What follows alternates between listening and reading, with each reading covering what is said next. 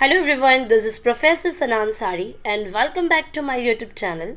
Friends, in this video, we are going to learn about role and significance of the MSME sector. And if you people are preparing for the semester 5 examination of economic subject, so definitely learn this topic because it's very important and you have to just learn this question for your question number 4.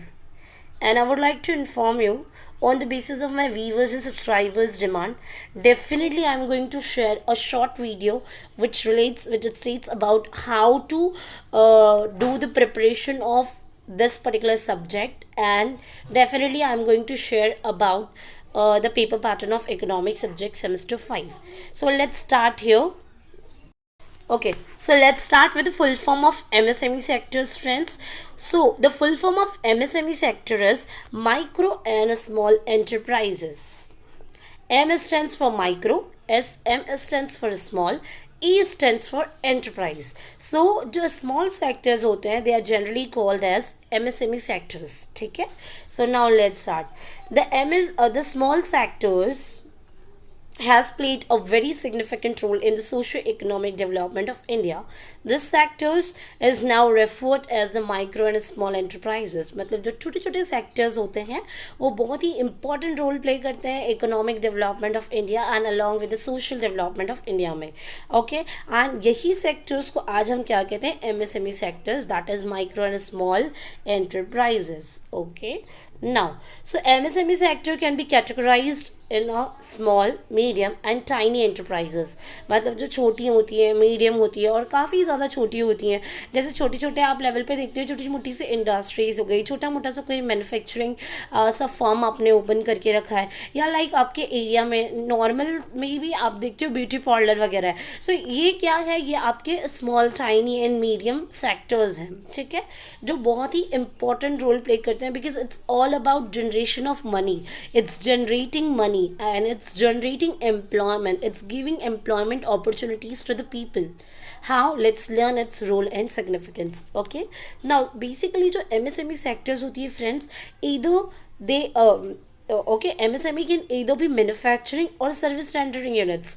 ये manufacturing units ज़्यादातर जो है small sectors में आपको देखने को मिलेंगी, and दूसरा आपको जो छोटे छोटे सेक्टर्स मिलेंगे वो कोई ना कोई सर्विस प्रोवाइड करते हुए मिलेंगे.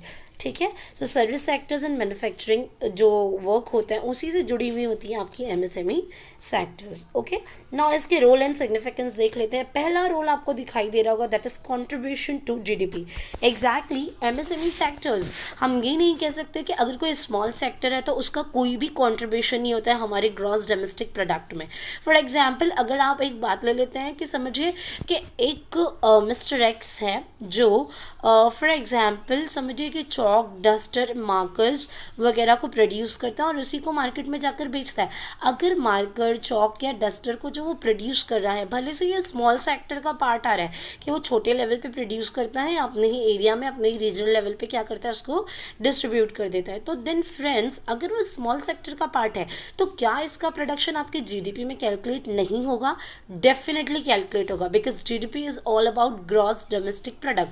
इसमें हम हमारे डोमेस्टिकली जितना भी प्रोडक्शन हो रहा है उन सभी को गिनते हैं. सो इसी वजह से GDP में आप अगर देखोगे सो बहुत ही अच्छा कंट्रीब्यूशन आपके MSME सेक्टर्स का भी होता है, बिकॉज लार्ज स्केल इंडस्ट्रीज तो काफ़ी सारी मिलेंगी, बट आपके जो MSME सेक्टर्स जो यानी कि स्मॉल सेक्टर्स होते हैं वो बहुत ही ज़्यादा स्प्रेडेड होते हैं. It's more than the large scale industries. Okay, so इनका डेफिनेटली जो कंट्रीब्यूशन होने वाला है हमारे GDP में वो बहुत ही अच्छा खासा होता है. सो पहला पॉइंट इसलिए दिया गया, इट कंट्रीब्यूट्स टू GDP.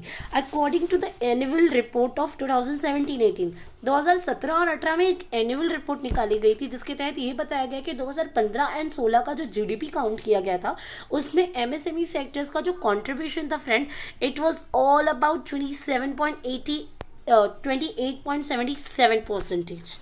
सो ये आप लिख सकते हैं आपके आंसर में. Okay, now come to the next one, that is employment generation. Definitely जो हमारी MSME सेक्टर्स है friends, MSME sectors generally uses and it is generally based on labour intensive techniques. Basically जितनी भी छोटी छोटी है ना स्मॉल सेक्टर्स होते हैं ना, जो एमएसएमई होते हैं, ये लेबर इंटेंसिव टेक्निक्स को यूज़ करते हैं अपने प्रोडक्शन के लिए, अपने मैन्युफैक्चरिंग के लिए और अपनी सर्विसेज प्रोवाइड करने के लिए, ना कि ये लोग कैपिटल यूज़ करते हैं। फॉर एग्जाम्पल जैसे ब्यूटी पार्लर का जो मैंने एग्जाम्पल दिया, ये क्या है, ये जो hair salons and beauty parlours होते हैं, यहाँ पर कोई मशीन्स नहीं यूज़ की जा रही है, बल्कि यहाँ पर क्या यूज़ किया जा रहा है, लेबर यूज़ किया जा रहा है, वर्कर यूज़ किया जा रहा है। These are the small sector, tiny sectors, small sectors, but still ये कुछ ना कुछ प्रोड्यूस कर रहे हैं। ये कुछ ना कुछ प्रोड्यूस नहीं कर रहे हैं तो कुछ ना कुछ सर्विसेज दे रहे हैं। इट मीन्स हेयर सैलून या ब्यूटी सैलून में जब आप जाते हो तो you people are enjoying the services, they people are giving services, they people are providing services to you. Okay, so this is what we call services, भी यहाँ पर हमारे काउंट की जा रही है।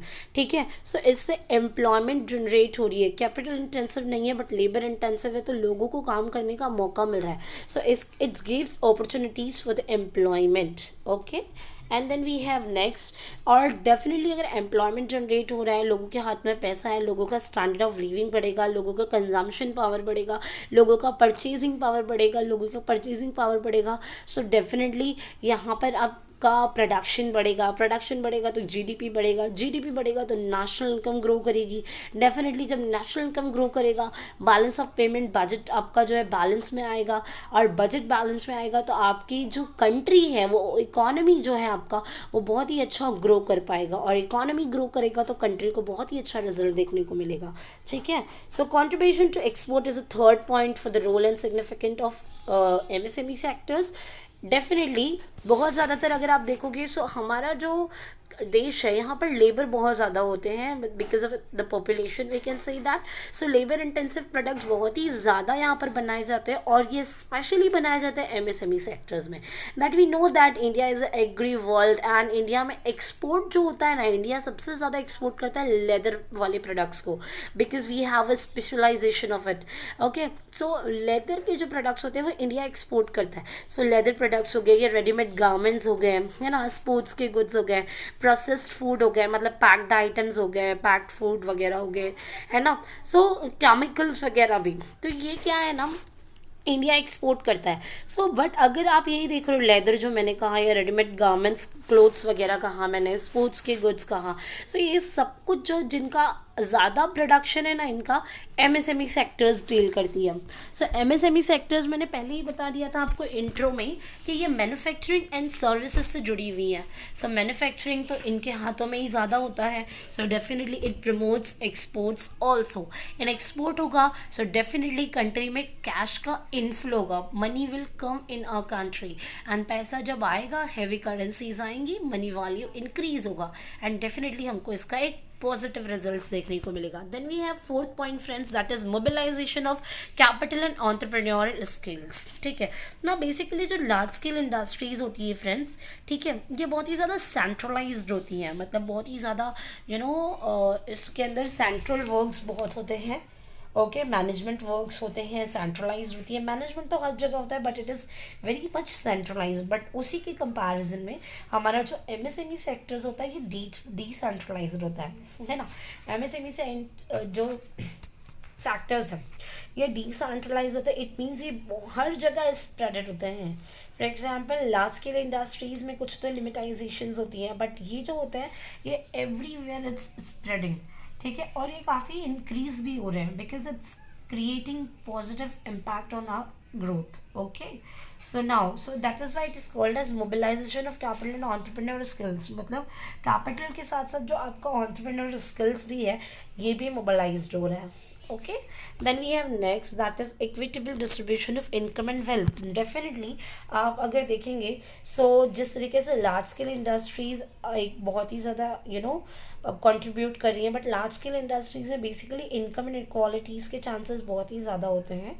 ठीक है, लेकिन आप अगर देखेंगे एमएसएमई सेक्टर्स में सो यहाँ पर इनकम इक्वालिटी होती है, इनकम इनक्वालिटी के चांसेस बहुत ही कम होते हैं।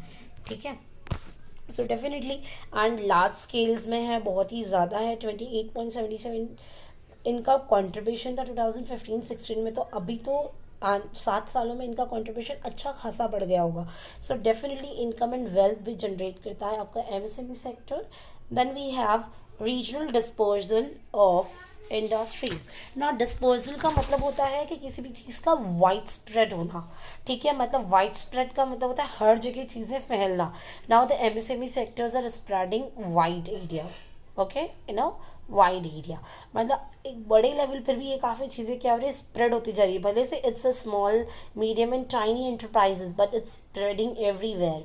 ओके, सो जो रीजन्स होते हैं, बड़े बड़े रीजन, जैसे कि हमें पता है कि large scale areas, large scale industries कैसे, जैसे आप तमिलनाडु, वेस्ट बंगाल, महाराष्ट्र, गुजरात, ये सारी कुछ ऐसे स्टेट्स हैं, ऐसे रीजन्स हैं जहाँ पर लार्ज स्केल इंडस्ट्रीज़ बहुत ज़्यादा पाई जाती हैं.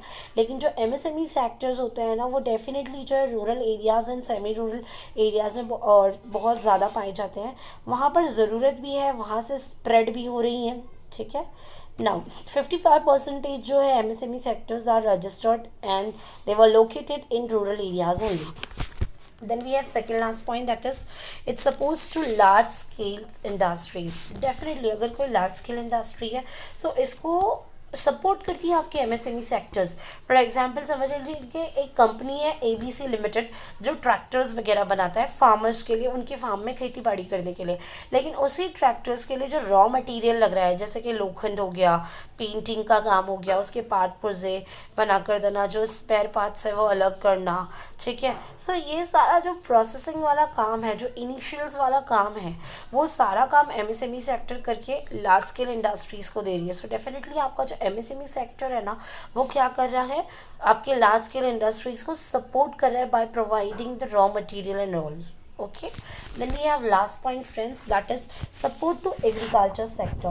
Definitely अगर आप देखोगे तो जो आपका एग्रीकल्चर सेक्टर है ना, वहाँ पर भी जो लाइक जो हम कह सकते हैं कि रॉ मटेरियल या जो बेस्ड आइटम्स उनको चाहिए होते हैं, जैसे कि आप बेसिकली सुनेंगे, जैसे मैं एक एग्जांपल दे सकती हूँ कि समझिए अगर एक एग्रीकल्चर सेक्टर है जो खेती बाड़ी कर रहा है, कोई भी अनाज उगा रहा है. So definitely we know that कि एग्रीकल्चर के लिए हमारे पास जो सॉइल होता है, ठीक है, उसमें we need to use fertilisers, insecticides, pesticides, जिससे हम खाद वगैरह डालना या पेड़ पौधों को अच्छी तरीके से ग्रो कर सकते हैं. सो पेस्टिसाइड्स के लिए अगर कोई सेक्टर है, एमएसएमई कोई छोटा सा सेक्टर है जो पेस्टिसाइड्स को सप्लाई करता है या बेचता है, इंसेक्टिसाइड्स, या फिर आप फर्टिलाइज़र्स की बात ले लें जो कि बहुत ही ज़्यादा ज़रूरी है. सो फर्टिलाइज़र्स भी अगर सप्लाई कर रहा है कोई सेक्टर या कोई फर्म, सो डेफिनेटली हम ये कह सकते हैं कि ये जो एमएसएमई सेक्टर्स है वो एग्रीकल्चर सेक्टर को भी क्या कर रही हैं भाई, सपोर्ट कर रही है. सो फ्रेंड्स, यहाँ पर हमने इस क्वेश्चन को पढ़ लिया है एंड डेफिनेटली मैं आपको ये बताना चाहूँगी कि अगर आप चाहते हैं तो प्लीज़ कमेंट करें, and if you want to learn the paper pattern and how to do study at the end moment and to achieve a very good marks in economic subject, so definitely I'm going to share some important and most likely asked question by Mumbai University. So definitely मैं help करूँगी. So here we have completed this topic friends, and if anybody have any doubt and difficulty, so please make a comment on my YouTube channel. That's all enough for today friends. Bye bye, have a nice day, take care, all the best for your examination.